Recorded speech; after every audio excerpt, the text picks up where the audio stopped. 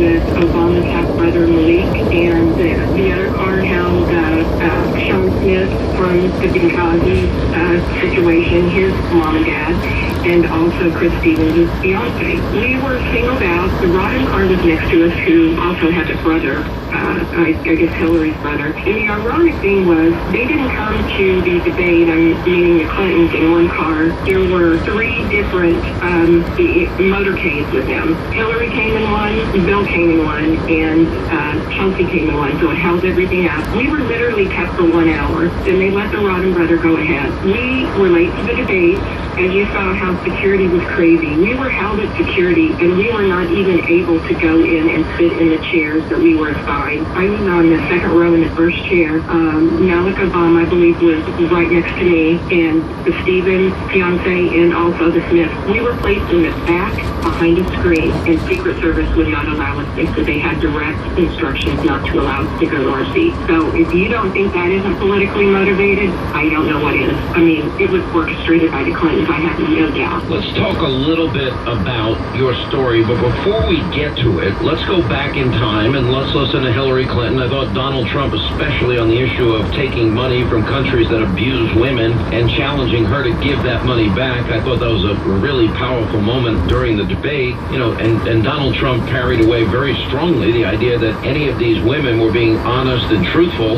The one woman in particular was on an airplane, claimed that he was groping her. She claimed she didn't mind the 15 minutes of groping. It was only the 16th minute where she got upset. We have an eyewitness that said that he was sitting right next to them, and that didn't happen. And of course, this was all taking place in an airplane that is fully booked with flight attendants. And if he was groping her, I assume all it would have taken was help, one long yelled out help, and she would have gotten it. So, like in the case of others, I feel the veracity is just not there. And if any woman's getting groped and you have a group of people around you, just saying help would solve the problem. So, and she didn't do that. So I don't really trust that story in any way, shape, manner, or form. But Hillary says she's the champion of women's rights. Now, she's also referred to Monica Lewinsky as a narcissistic Looney Tune, wanting to crucify Jennifer Flowers, part of an effort to smear, slander, and besmirch people like Paula Jones and Juanita Broderick and Kathleen Willey. But she claims still she's the champion of women's rights. Let's listen. If somebody's willing to pay you $130,000 or $170,000 to say something, and you get your 15 minutes of fame and get your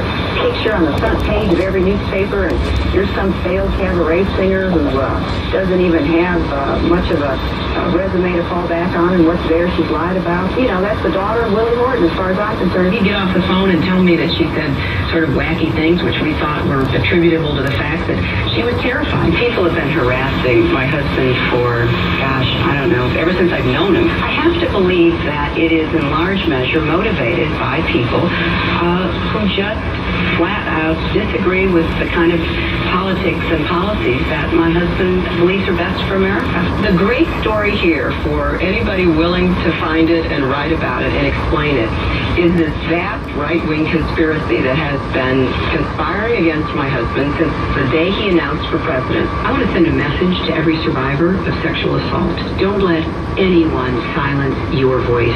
You have a right to be heard, and you have a right to be believed. We're with you. All right, unless, of course, your name is Juanita Broderick, Paula Jones, Kathleen Willey, or Monica Lewinsky, or a whole host of other women. What is your reaction to that tape of Hillary claiming to be the great champion of women's rights, Leslie? Well, it's absolutely not true. My experience has been, and that was one of the reasons why I never came forward, is because I was afraid of the Clintons. Everyone knew her protection of what Bill did, how she reacted.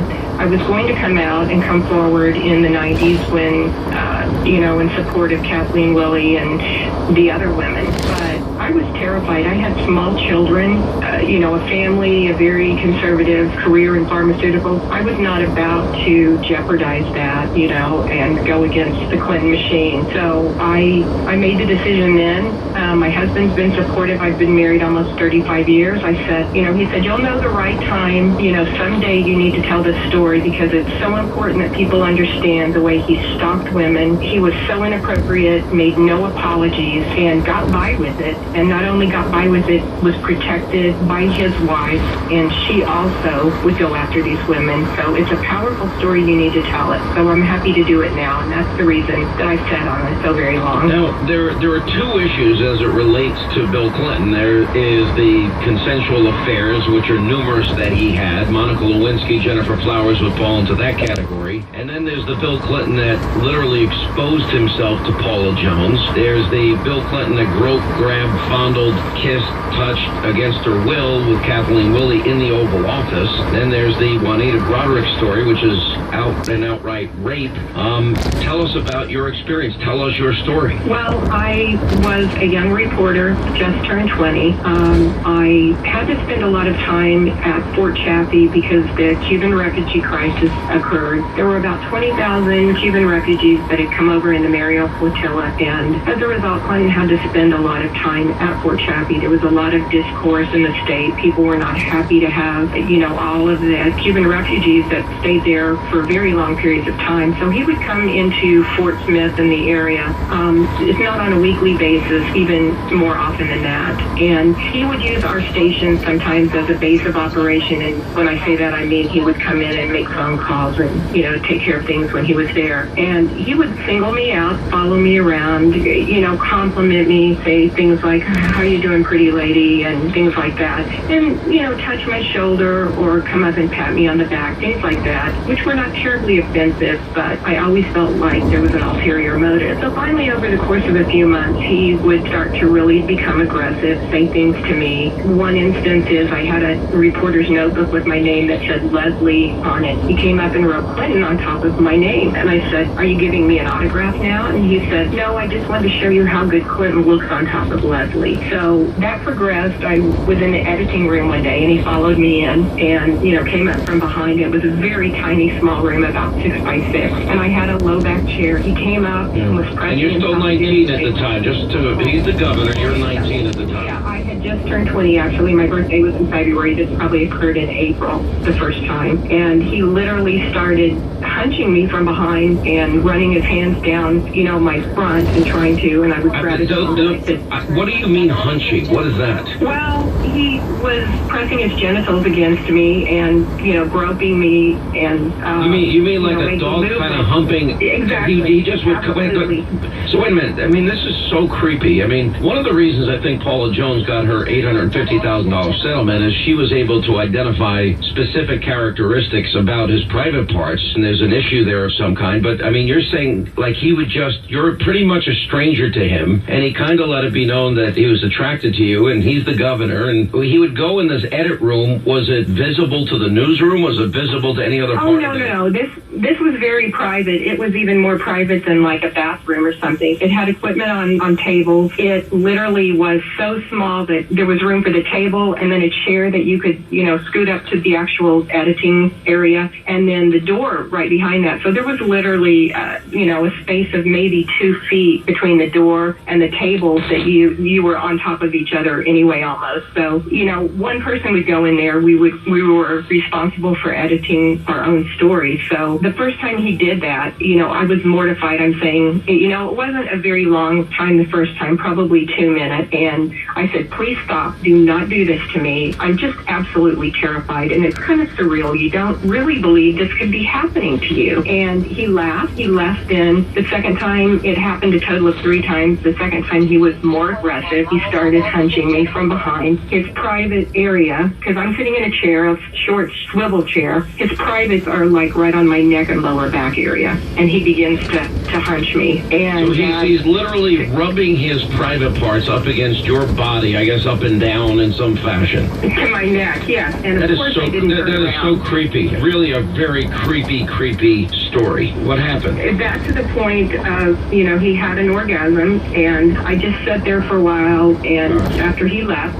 as soon as that happened, and I was just absolutely amazed. I was so distraught. My grandmother, who lived several hours away in a different state, I had shared with her, what had happened. She came over and literally was living with me because he kept saying things like, "We're going to get together soon," or "This needs to, we need to to be together sooner, things like that. And it was just so unnerving. I was terrified. I was this young girl alone in a strange state I'd never lived in. I was afraid to go to my news director or anyone because who's going to believe me? I'm this young girl and I just have this new great dream job and this person is doing this to me who happens to be the governor. I'm going to lose my job and I'm going to be slandered. You know, like my grandmother said, no good's going to come out of that for you. You cannot win in that situation. And you have to understand the time we were in. You know, it was 1980. Women. Well, what happened after that? I'm running out of time, but how many more times did he assault you this way? This happened one more time after that. I did not even know he was in the station, or I would have never been in that room alone. I understand he came in,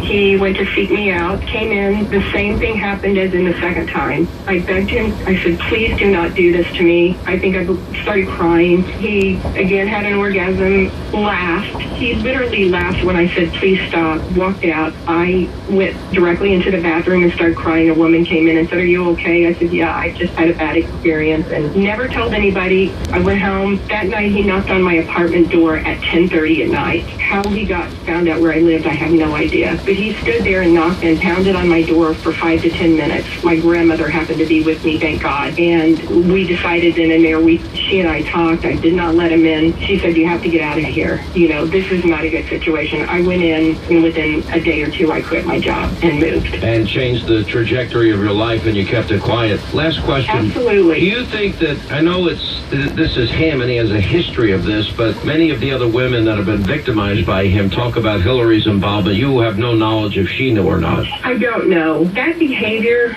as we know, was so prevalent and so specific over the years. I have to believe, and we also know that the Jennifer Flowers affair was going on at this very time. Chelsea was literally a newborn baby when this was happening. And I would say things like that. Do you not have a moral compass? You have a newborn baby. You have a wife. Leave me alone. I'm not interested.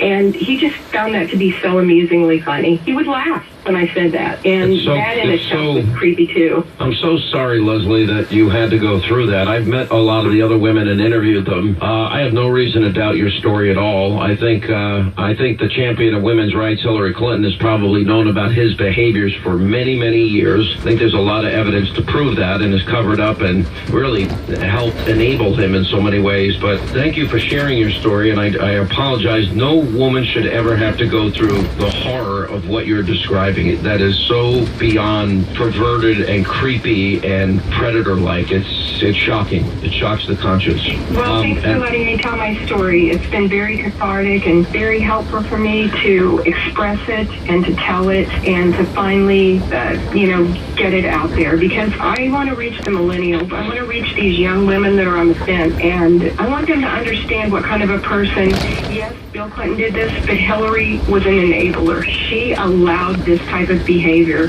by all the things she did to support him through all these many years. So, you know what? Young women need to understand that. She is not a champion of women.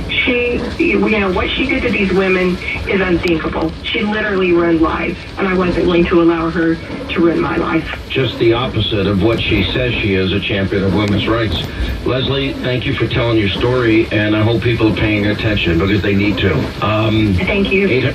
All right, appreciate it. God bless you. And I'm so sorry. Wow. That's so sad. That is a predator at a very, very deep, psychopathic level. IRS collectors, they have more power than almost anybody in the government. If you owe the IRS